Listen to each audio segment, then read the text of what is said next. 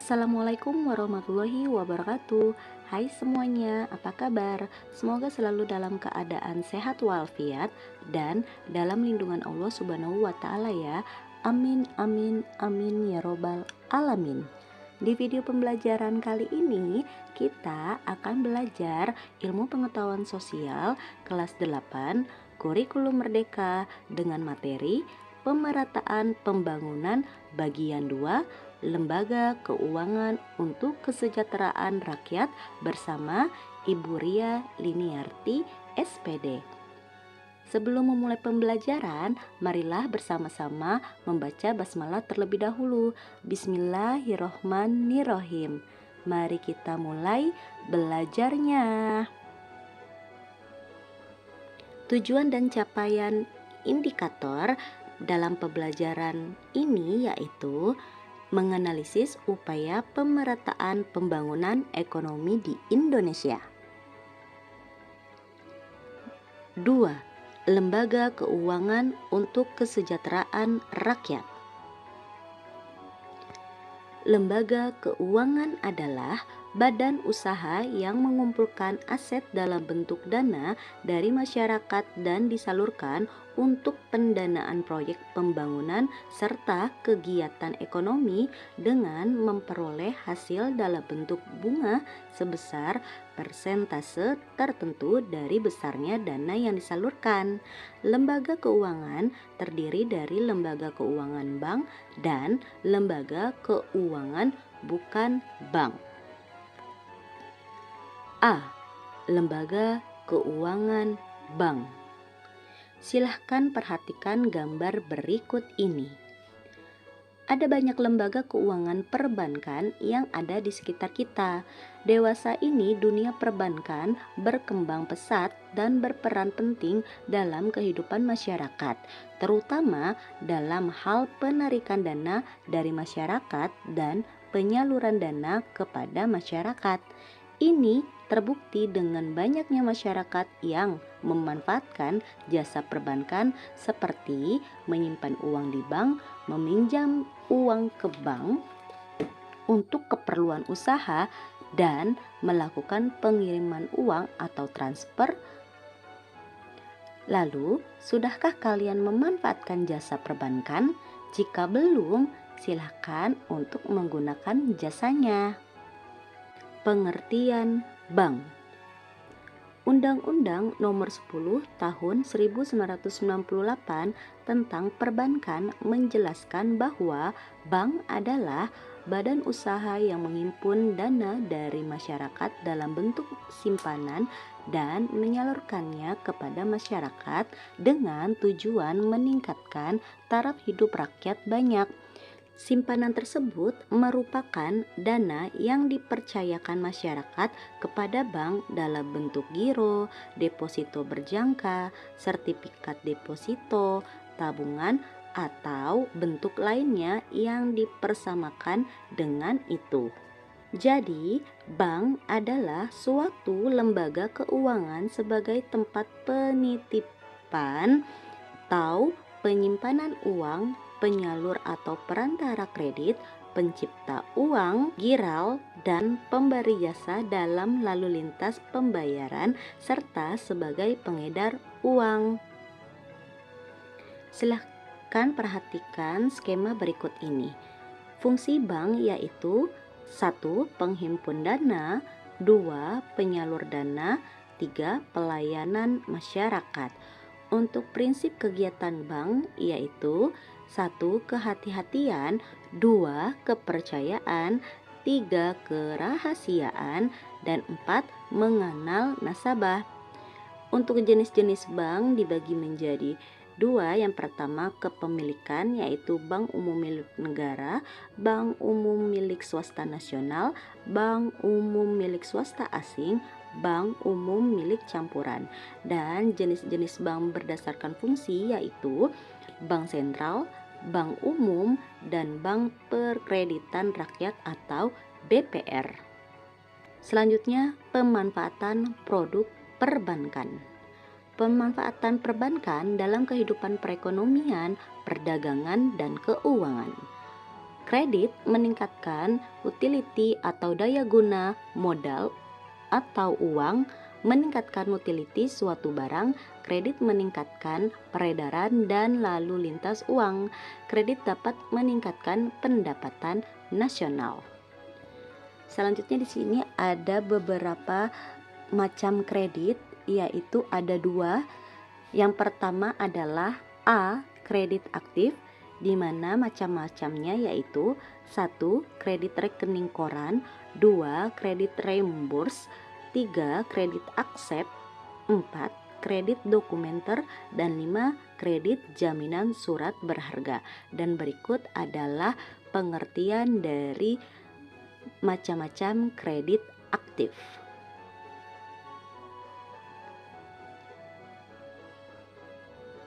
Selanjutnya yang kedua yaitu B. Kredit pasif. Dibagi menjadi 3, yaitu simpanan atau tambungan, giro, dan deposito. Berikut adalah pengertian dari macam-macam kredit pasif. Selanjutnya di sini ada jasa-jasa perbankan, di mana terdiri dari 6. Yang pertama, transfer uang, 2. Melakukan inkanso atau penagihan, 3. Menerbitkan kredit atau menerbitkan kartu kredit, 4. Traveler's check, 5. Jasa pembayaran, dan 6 adalah clearing. Berikut adalah pengertian dari macam-macam jasa-jasa perbankan. Selanjutnya di sini ada lembar aktivitas 17, yaitu aktivitas kelompok, di mana masing-masing kelompok dibuat secara berpasangan atau satu kelompoknya terdiri dari 2 orang. Setelah mempelajari materi lembaga keuangan bank, terdapat beberapa materi yang perlu dipelajari lebih lanjut. Nah, selanjutnya di sini setiap kelompok melengkapi tabel berikut ini dengan mencari informasi dari berbagai sumber dan presentasikan hasil diskusi dan mintalah bimbingan guru. B. Lembaga keuangan bukan bank. Selain bank, masih ada beberapa lembaga keuangan bukan bank atau yang disebut dengan LKBB. Lembaga keuangan bukan bank adalah badan usaha yang melakukan kegiatan dalam bidang keuangan yang secara langsung atau tidak langsung menghimpun dana dari masyarakat dan menyalurkannya kembali kepada masyarakat. Beberapa lembaga keuangan bukan bank di Indonesia adalah sebagai berikut. 1. Pembiayaan. Lembaga pembiayaan ialah badan usaha yang melakukan kegiatan pembiayaan dalam bentuk penyediaan dana atau barang modal dengan tidak menarik dana langsung dari masyarakat. Lembaga pembiayaan bergerak dalam bidang-bidang usaha berikut. 1. Usaha sewa guna usaha. 2. Usaha pembiayaan konsumen. 3. Usaha kartu kredit. 4. Usaha penyertaan modal atau modal ventura. Nah, berikut adalah masing-masing definisi dari macam-macam lembaga pembiayaan dalam bentuk bidang-bidang. Selanjutnya, 2. Asuransi. Perusahaan asuransi merupakan lembaga yang menghimpun dana melalui penarikan premi asuransi dan menjanjikan akan memberikan sejumlah ganti rugi apabila terjadi suatu peristiwa atau musibah yang menimpa pihak yang ikut program asuransi. Dana yang dihimpun perusahaan asuransi umumnya diinvestasikan dalam surat berharga atau dipinjamkan kepada pihak lain.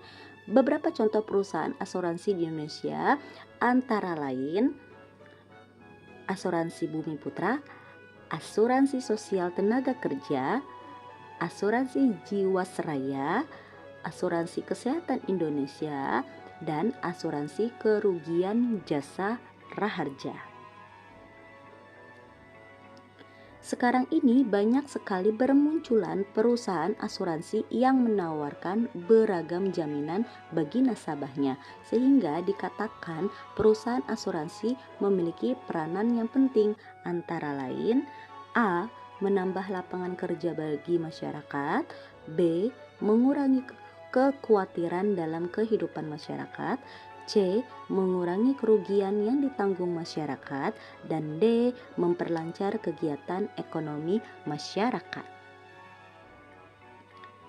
Selanjutnya, 3. Koperasi. Koperasi merupakan badan usaha yang melakukan kegiatan perekonomian berdasarkan asas-asas kekeluargaan dan sebagai salah satu bentuk gerakan perekonomian rakyat. Tujuan koperasi untuk meningkatkan kesejahteraan anggota masyarakat. Landasan ideal yaitu Pancasila.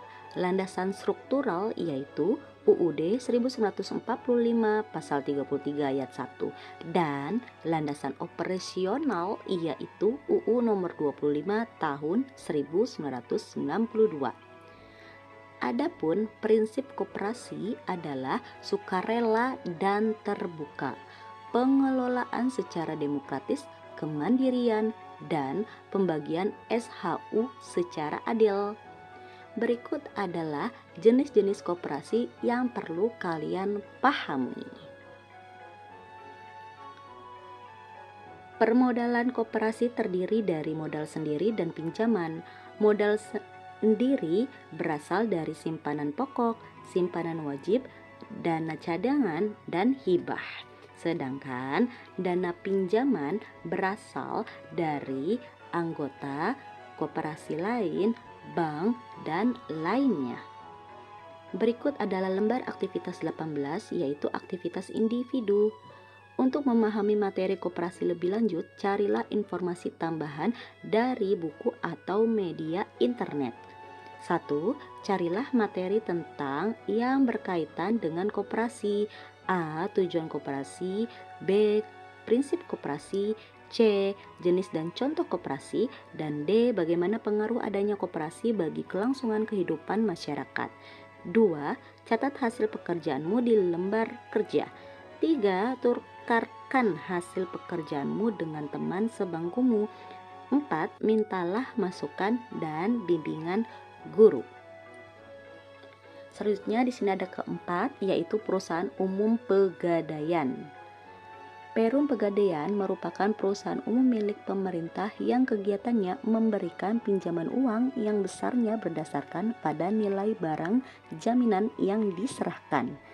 Jaminan tersebut dapat berupa barang bergerak seperti perhiasan atau emas dan perak, barang-barang elektronik, sepeda motor, mobil, dan lain-lain, maupun tidak bergerak, contohnya tanah dan bangunan. Tujuan pegadaian untuk membantu rakyat kecil dengan memberikan kredit atau pinjaman agar terhindar dari kreditor liar atau lintah darat yang meminjamkan uang dengan bunga yang sangat tinggi. Lanjut, di sini ada lembar aktivitas 19, yaitu aktivitas individu, di mana 1. Peserta didik secara mandiri melakukan wawancara terkait jasa keuangan seperti koperasi, pegadaian, asuransi maupun pembiayaan. 2. Peserta didik dapat melakukan wawancara dengan pengurus atau anggota lembaga keuangan tersebut. 3. Peserta didik melaporkan wawancara yang dilakukan dengan orang lain yang memahami tentang kegiatan keuangan, sistem asuransi, atau perbankan. 4. Poin-poin yang perlu ditanyakan adalah proses pelayanan dan informasi terkait lembaga keuangan. Dan 5. Laporan wawancara diketik menggunakan kertas HVS A4 dengan jenis font Times New Roman, ukuran font 12, disertai bukti berupa foto dokumentasi wawancara. 6. Hasil wawancara dikumpulkan sebagai salah satu proyek peserta didik. Terima kasih telah belajar bersama pada video pembelajaran IPS kali ini. Semoga pembelajaran ini bisa bermanfaat bagi semuanya dan mohon maaf bila ada kekeliruan dalam penyampaian materi. Silahkan berteman dengan ibu pada media sosial yang telah dicantumkan. Dan jangan lupa di like, komen, share, dan juga subscribe channel ini agar selalu bermanfaat untuk semuanya. Sekian, see you.